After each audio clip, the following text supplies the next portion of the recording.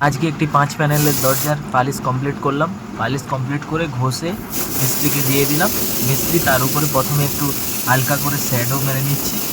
এই শ্যাডো মেরে নেওয়ার পরে তারপরে একে পিউ মেরে চকচকা করা হবে।